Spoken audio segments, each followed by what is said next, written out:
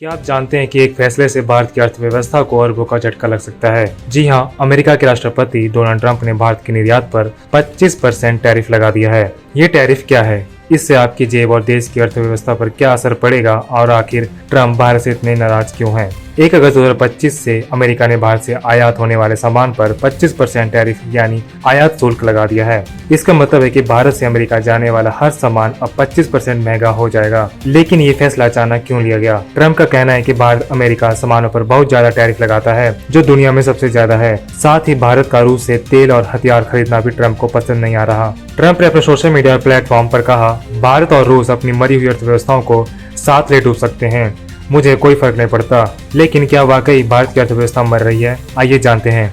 ये टैरिफ भारत के कई बड़े निर्यात सेक्टर्स को सीधे प्रभावित करेगा। आइए देखते हैं कौन कौन से सेक्टर सबसे ज्यादा प्रभावित होंगे। टेक्सटाइल और गारमेंट्स। भारत का टेक्सटाइल अमेरिका को $10 बिलियन से ज्यादा का निर्यात करता है। 25% टैरिफ से भारतीय कपड़े महंगे हो जाएंगे, जिससे वियतनाम और चीन जैसे देशों को फायदा मिल सकता है। जेम्स और ज्वेलरी।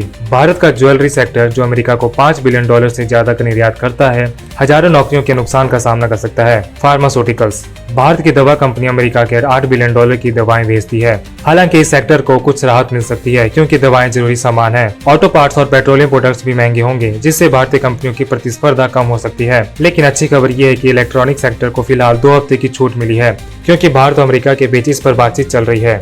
अब सवाल ये है कि इस टैरिफ का भारत की अर्थव्यवस्था पर कितना असर पड़ेगा। विशेषज्ञों का कहना है कि भारत का जीडीपी 0.2% से 0.5% तक कम हो सकता है।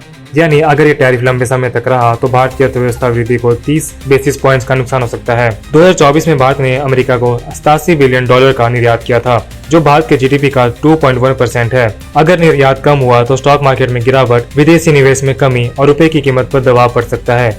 लेकिन भारत की घरेलू मांग आधारित अर्थव्यवस्था इसे कुछ हद तक संभाल सकती है।